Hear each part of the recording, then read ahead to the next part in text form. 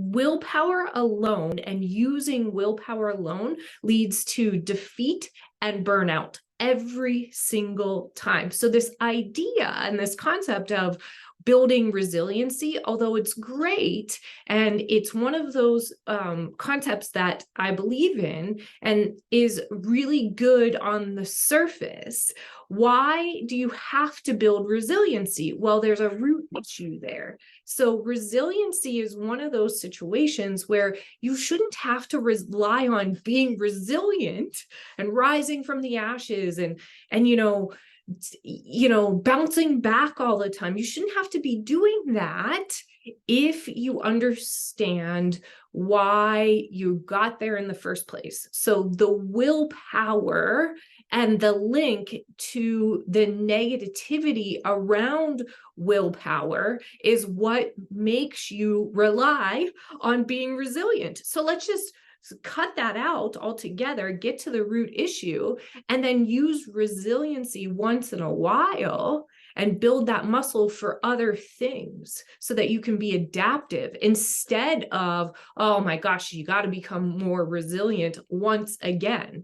Well, that's just quitting and starting over. That's not resiliency. So when you think about how many times a day, a week, a month, you say something like, I'm done, I'm over it, I quit, I'm so tired, maybe, when will this get easier? I've put in my time, I want to scream, I just want to scream, if you're saying something like that, or haven't I suffered enough? When's it my turn? If you're saying things like that, I would say 9 times out of 10, there's an action that follows it.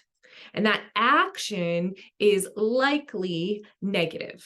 Sometimes it's a positive action, but generally speaking, there's a negative action. So if you're saying all those things or they come into your mind, some people are really good at not vocalizing and they just leave it in their bodies and in their minds. If that's something that's commonly happening to you, watch and pay attention. What's the next thing that happens? What's the cascade? The next step is an action. So when I say I'm done, my action is following those words and I'm using my hands, right?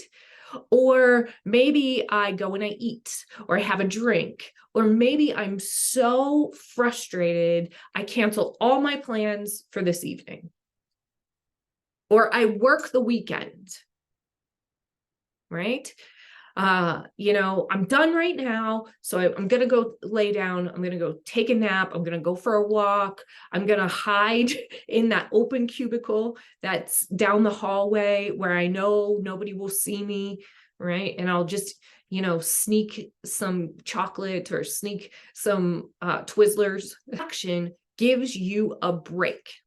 It gives you a break to breathe and recenter. But if it's not applied properly, what it does is it actually allows you to quit for a prolonged point of time, right? So the question is, how long does it take you to bounce back? Is it 5 minutes? Is it an hour? Is it 3 weeks? Now, when we apply this to our health, let's say it's an exercise regime. So, you get frustrated or you get into a place where you're like, hey, I am going to change my exercise habits, and you go and you go and you go and something happens and you fall off that wagon and it takes you 3 months to bounce back, to become resilient, to get back on the horse. That's not resiliency. That's actually quitting and starting over. And that's what creates defeat. That's what creates resentment and bitterness and exhaustion and isolation. And that is what we want to avoid, whether that's for your health or work situations. So you just throw up your hands and you say, I'm not doing this anymore. This isn't a part of my job description. I'm done. I'm going to turn my camera off for all of the meetings for the next 4 days, right? How long does it take you to recover? Or from personal relationships, right? Maybe it's your spouse or your children or your husband, your partner. Maybe it's your friend or the neighbor who mowed the lawn on the wrong day, right? You were trying to sleep, you didn't get a nap, you're just so fed up, right? So how long does it take you to bounce back? And what is the real issue here? Well, the real issue is willpower alone will only lead you to exhaustion and defeat.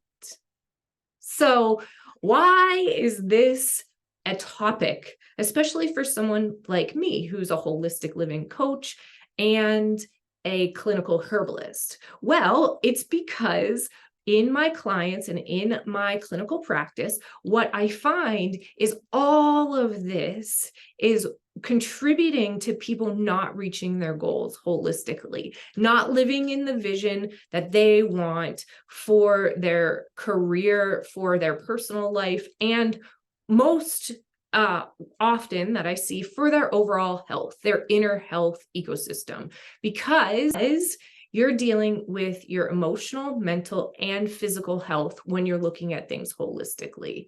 And willpower is a compartmental, societal expectation that we either are very good at from an individual perspective. Maybe you have great willpower. Maybe you are very good at willpower. And it happens to be that a lot of people are very good at willpower in different areas of their life. So they can stop speaking to someone for however many decades. That is willpower.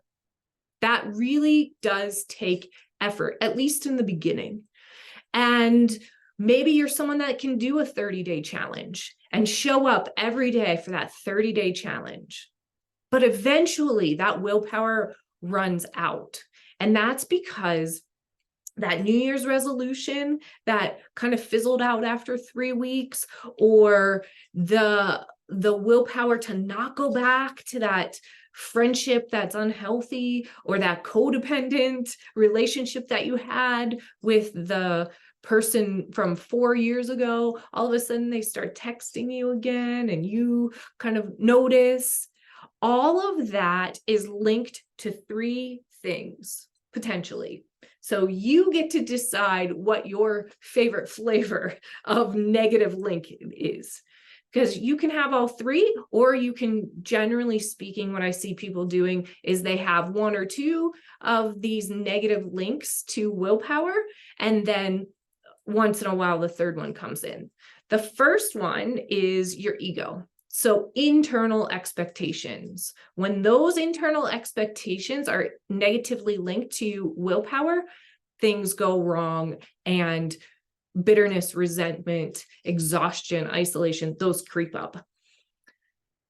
The second piece is when willpower is linked to societal comparisons or external expectations. That's when I see bitterness and resentment starting to creep in. Also exhaustion and frustration, but it's more volatile. That expression of frustration is outward, whereas when it's linked to the ego, usually that's an inward kind of trouble, so when it's linked to the ego and the internal expectations, sometimes you have more digestive issues, or you can have migraines. There can be this, overactive system that happens, whether that's overthinking, or maybe, you can't keep weight on.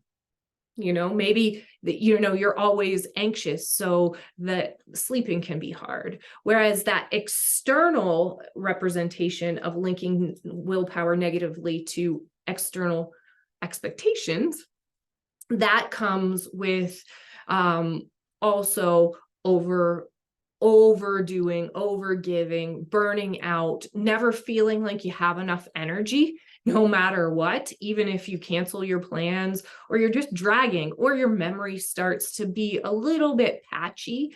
That's the second thing that I see. And then the last thing is habit.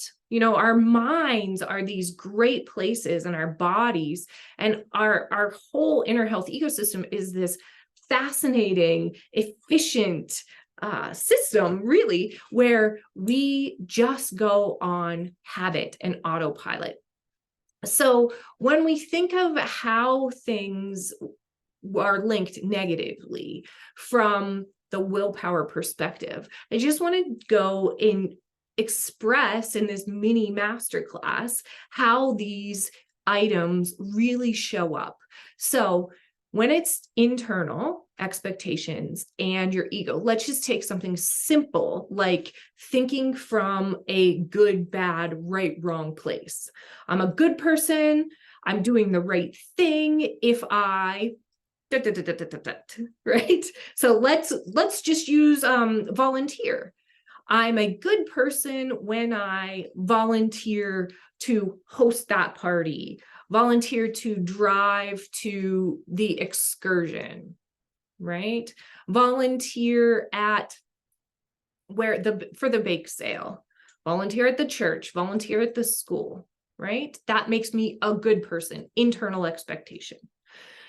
Maybe internal expectation is I'm doing the right thing when I follow this new diet, this new health plan. I'm doing the right thing when I stick to it, the letter of the law.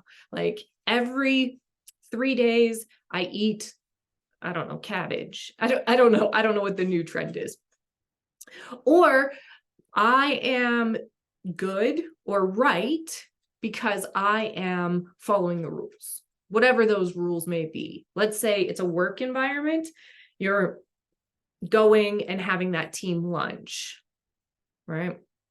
Or you read the policy and the policy says that you have to turn your camera on, or you have to wear this outfit. Nobody else is wearing it, but you're a good person because you read the policy and you're following the policy.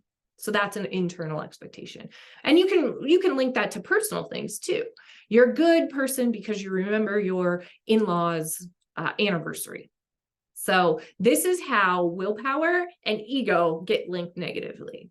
The second way, external expectations and willpower, is when, let's say, you're comparing somebody to yourself in a negative way. Now, I am a little different. I believe that comparison is a good thing. It's discernment.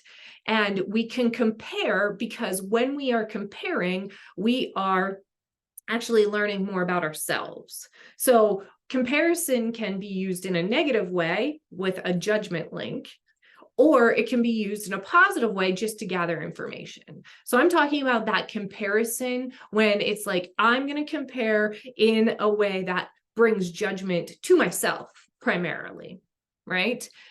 That's usually what you're comparing. You're saying that person is awful or whatever by comparison to me, or I'm not as good. Now, this kind of goes in all ways. We can do this for our health, right? The person down the street is a similar age, but they are biking to work. They are walking their dog every day. You see them, and you have a dog too, but you don't go every day. Right? So it can be about our health and the effort that we put into our health. Maybe you are truly unwell and you're having a difficult time and you really need rest. You need to nap frequently, or, doing chores, house chores is turning you into exhaustion.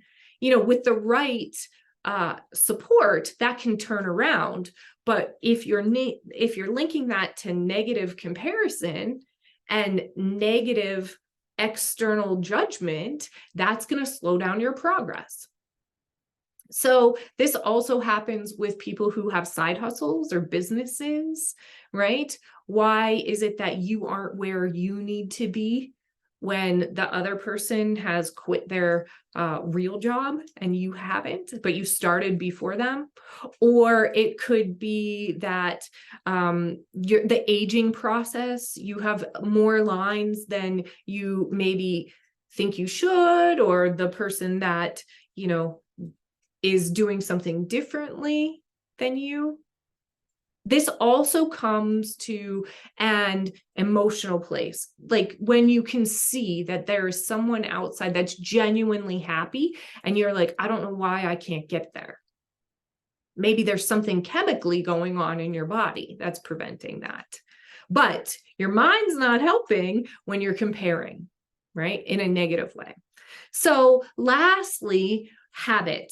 Habit and willpower can be linked negatively. And it often is one of those situations where when you're trying to change, let's just use diet just because it's an easy example. When you're trying to change your diet, but you are in a place where you have done that whole thing where like, I quit, I am done, and you want to comfort yourself. So you go to salty and crunchy, which means your adrenals are on overdrive, right? So that's a clue, right? Your adrenals, they need some support. So you just go and you satisfy that, right? You satisfy that flare up in your inner health ecosystem with chips or popcorn, right? So that is one of those ways where it's just habit. You just keep putting it in, and you keep eating your feelings, right? Or maybe physically you go on the same walk in your neighborhood, right? You're doing it, you're exercising, but it's the same walk, same time of day. That stability and that safety is creating this habit for you that might not be the best approach. So here's the good news. So now that we've linked all the willpower with the negative connotations, then we can say, hey, here's the secret sauce. You can also find practical ways to unlink those patterns, right? I'm going to start with habit first because that's tangible, and you can untangle and detangle the other two, the external expectations and the ego link to willpower, when you actually physically start changing the habit. So let's first go to diet. So in the example that we talked about, that I just mentioned about, oh, well, I am wanting that crunch. Okay, here's the thing, that crunch and that salt means that your adrenals are on overdrive. So instead of going into a place of, okay, I am just going to go and mindlessly not be aware and just soothe that emotional hiccup that I just had, maybe have cut vegetables available to you. It will still give you that crunch satisfaction, or something that isn't chips that you can eat and eat and eat, maybe a healthy cracker with some hummus on it, or something along those lines that takes a lot longer to actually digest. Because the act of putting hummus or peanut butter or something along those lines onto a cracker or in a carrot stick allows you time for bouncing back, versus opening a bag of chips and throwing them in your mouth, right? So the habit that takes hold of, you don't have to change everything and say, I'm going to cold turkey, no chips forever and ever. That's just willpower, right? That's not going to work. But, you know, tricking, a practical trick and a shortcut is something crunchy. The second idea, let's just say you're somebody who wants something smooth and sweet. Okay, that means your brain needs some sugar, right? That's an indication that your brain needs some sugar legitimately, versus maybe you're just not on a great plan right now and your body is craving sugar because you just overdid it. But if you're doing well and you have a pretty clean diet, then when things are stressful, your brain will crave some sugar. So instead of going for the ice cream or the chocolate, maybe do some chia pudding or some avocado chocolate pudding, something just different, because the smoothness is really, really soothing. So that changes the habit. Maybe you want to change your habit when it comes to physicality. And, somebody says, let's sign up for a 5K run for a charity. Or as I said earlier, your body wants to stay in homeostasis. Your brain, your body, it's safe where it is right now. So it doesn't really want to move. So you have to change that habit by within 3 to 5 seconds of your thought process acting. I don't care what it is. So if you're saying, hey, I really want to exercise more, and that thought pops into your mind, then you know what you do? You stretch your hand, right? You move your body. You take a deep breath, you stand up, you walk and get your shoes. That's how you change a habit in a luxurious and easy way.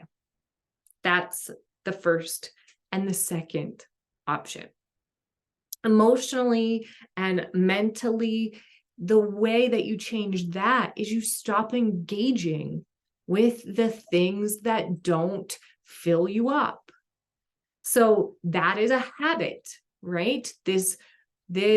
Oh, well, I call every night on my drive home from work to check in with my elderly parents, or I call at 4:00 to make sure that the children, got home from school, or whatever the case may be.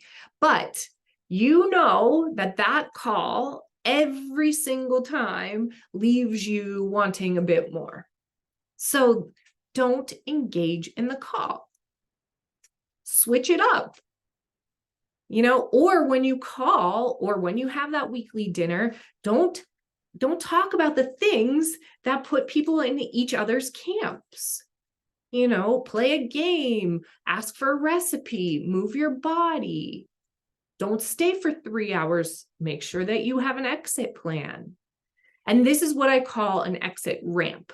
So inside your exit plan, there are ramps, just like on the freeway. Why are you going to drive straight into a traffic jam, right? Knowing that you can see the lights up there and there's an exit right beside you. But how many of us and how often do you drive straight into it? It's because of habit. It's autopilot. You might take the same amount of time. You take that exit ramp, and it might take the same amount of time as just sitting in there, but you're acting, you're doing something positive to reconfigure the habits in your brain. So when we take those shortcuts and those examples, and we say, okay, that's totally doable. But what if you're in the camp? What if you said, you know what? I know what you're talking about, Kristy, but I link to external expectations. My willpower is linked to external comparisons. Okay, well, we have some plans for that too. I want you to ask yourself, who decides whether you're enough? When you're linking to something external, that's, you've given over your power. You've said, they're more than I am. I'm not enough. Whatever the situation can be. So what you do here is you find your why. Why is what you're doing enough for you? So why is that second degree important to you? Maybe you compared and you were like, yeah, I totally want to do that. But what is the why? It can't just be, oh, well, because she has 2 degrees or he has 2 degrees, or everybody in my team has an MBA and I'm the only one not having an MBA. So there's external pressure, real or not. Sometimes this is all made up. Nobody is putting that pressure on you. Sometimes it's not. Sometimes there is pressure. Or why is aging in a specific way for you enough? Why is it important for you to be healthy? What is your why? You get to pick your standards. And I don't care what your why is, it just has to mean something to you. It can be shallow to somebody else. It can be, illogical to your spouse or your family or your friends. And frankly, you don't even have to disclose your why unless you want to. But this is how you detangle your willpower from external expectations and external comparison. And then the last one is through your internal expectations. So the choices you make when it comes to your life and your health are nothing more than information. They don't make you right or wrong in the grand scheme of things, right? In overall worldview, they can be right for you. They can be good for you, but you're not a good person versus a bad person if you choose whatever you choose. So at the beginning of this mini masterclass, I talked about volunteering. So if you're volunteering because internally you think it's the good thing to do, but you hate every single minute of it, you hate it, you're either going to fake it, which takes so much resources from your physical body. So if you're not good at faking it, what can happen is that everyone around you can feel something is off, right? It might feel like there's resentment or frustration, or you're kind of curt, or you're super quiet, right? Your meta message is, I'm not pleased. Right? So then what's the point? How is that good for you? How is that something that contributed positively? Hey, you did it, but it wasn't something that was healthy. Or, we're back to this concept of, I got to stick to the plan. I got to stick to the plan. I said I was going to turn my health around and I'm doing it. I got to stick to this no matter what. No. Make your own plan. Whatever that might be. Maybe for you, you're up at 10 o'clock at night, cleaning your house. And somebody around you is like, that's crazy. Do you like it? Does it give you energy? Maybe it works just fine for you. It doesn't matter. You have to recognize that what is ideal for you is the plan that you need to be on. That's why customized plans work. That's why this concept of, okay, this is the overall plan and you just follow this and don't worry about it. Absolutely not. There has to be a framework, but you have to be a part of that. That's co-creation. That's taking responsibility for your own inner health ecosystem. That's making sure that your plan is right for you, whether that's herbs or supplements or mindset awareness. And then lastly, following the rules. When you are following your own rules, then everything becomes easier. That is a place of luxury. Now, I want to be clear here. I'm not talking about being rude or not contributing in a positive way to society. I'm not saying like you have to be selfish and you come first in every circumstance and always, all the time. I'm saying that being polite and courteous in society doesn't mean that you have to follow every single rule, unspoken rules or otherwise.